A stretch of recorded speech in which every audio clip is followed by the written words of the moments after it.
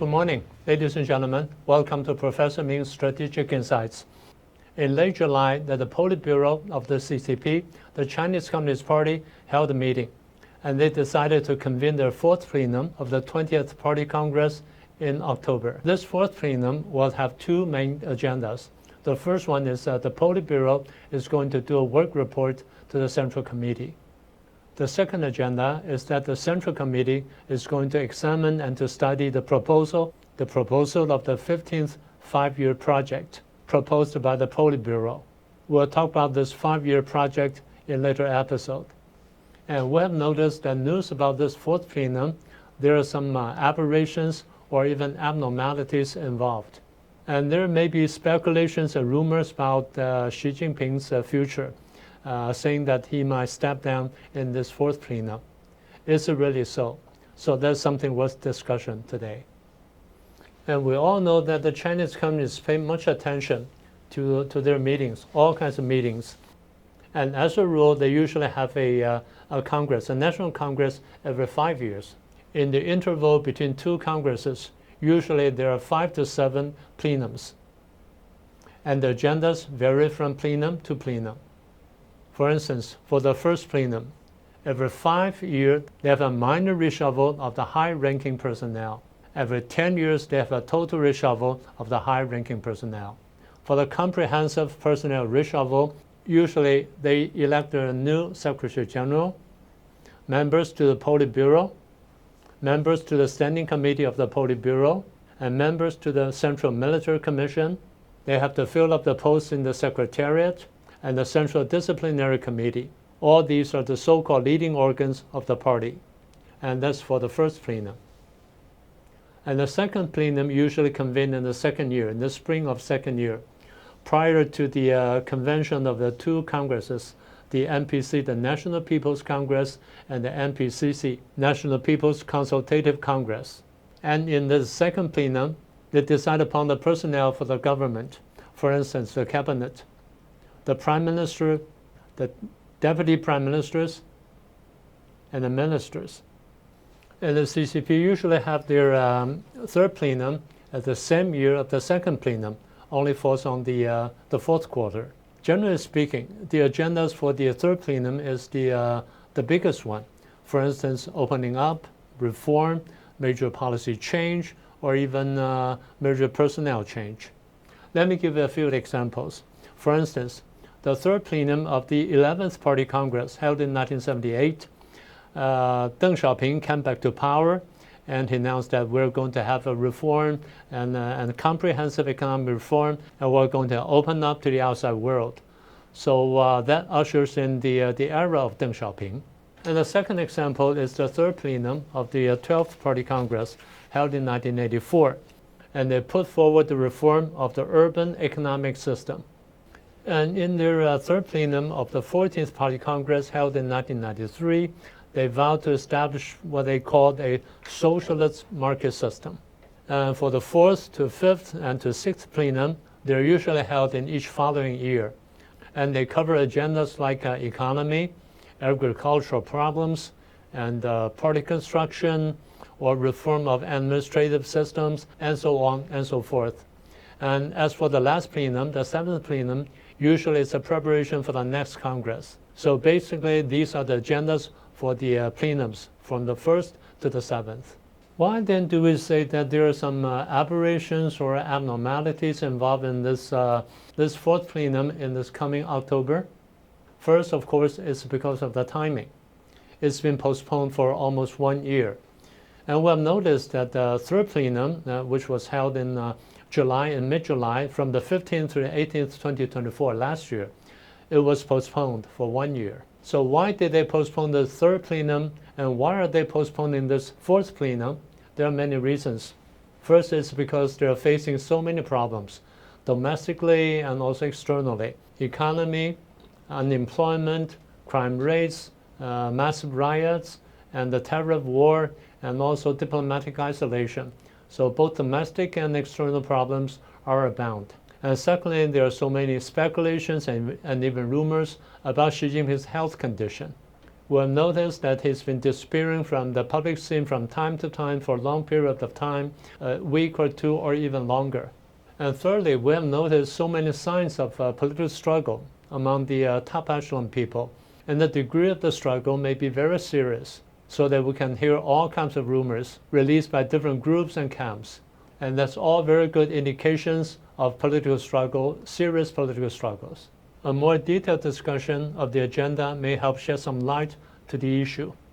According to the official news, the agenda for this fourth plenum will be, like I said, a work report by the Politburo to the Central Committee and the study of the 15th five-year project. But we also know that this is the concluding year for the 14th five-year project. Since this is concluding year, so they have to review the successes and the failures of the 14th five-year project. As for the 15th five-year project, they have to do some planning and to see to the implementation and to raise some funds for it, and then try to figure out the division of labor and coordination between the central government and the local governments. So much for the five-year projects. But we suspect, because of the political situation in Beijing, there may be some hidden agenda for this fourth plenum. The most likely hidden agenda, number one, is the relations with the United States. It's now entering into a tough time of the terror war between Beijing and Washington, so how they're going to deal with it. And secondly, how they're going to deal with the United States in terms of their national grand strategy. The United States seems to enter into a stage of competition, if not yet rivalry, against Beijing, against the CCP. But then, anyway, it's a tough question for them to deal with. And thirdly, a related one is how to deal with Trump, President Trump. He seems like to be a tough guy to deal with. So it's a headache for Beijing. And that's hidden agenda number one. The second hidden agenda would be very much likely a diplomacy. How they're going to deal with the Ukraine war. It seems that the war in Ukraine is entering into a stalemate. It seems that everybody wants to get out of it, but they are having some difficulties to do that. Second is the war in the Middle East. It seems that Israel is escalating the war against Gaza, and what that may lead to will pose a challenge to the Middle East policy of mainland China. And thirdly, in light of the terror war, how they are going to utilize this situation in the Middle East and elsewhere, to form a united front against the United States. And these are the diplomatic challenges. And I suppose there's a second hidden agenda. And the third hidden agenda is about Taiwan. Beijing must have noticed that the relations between Washington, D.C. and Taipei have been warming up economically, diplomatically, and even militarily. So how they're going to deal with it could be a hidden agenda for them. And the last hidden agenda is, of course, about Xi Jinping himself, about Xi Jinping's political situation at the time. We've heard all kinds of rumors about Xi Jinping's whereabouts, whether he's going to step down completely, or he's going to relinquish part of his political power, or he's plotting a countermeasure or counteroffensive against all these challenges, and so on and so forth. And the names involved in all kinds of actions or activities are Cai Qi, the number 5 guy in the standing committee of the Politburo, or Zhang Youxia, the number 2 guy of the CMC, the Central Military Commission, or even Hu Jintao and Wen Jiabao, the former Secretary General and the former Premier, and so on and so forth. But we have noted one thing that's for sure. Xi Jinping has been missing more and more often from the public scene. So that might be an indication that he is experiencing some kind of a health problem, or at least some kind of health conditions. So that leads to another question. Could there be a personnel reshuffle in the fourth plenum? Or put it plainly, is it possible for Xi Jinping to step down in this fourth plenum? Although there are all kinds of rumors about it, but I have some reservations about it, much reservation about it. But anyway, let's look back in the CCP's history. Well, let's look back in the fourth plenum of the 12th Party Congress held in 1985. After the discussion of the 7th five-year project, they did retire a good number of the old cadres. Those were purged in the Cultural Revolution and rehabilitated afterwards. But now it was time for them to leave the leading organs. For instance, they agreed 64 old cadres leaving the Central Committee, 37 from the Central Advisory Committee, and 30 people from the Central Disciplinary Committee. That's for the 12th Party Congress.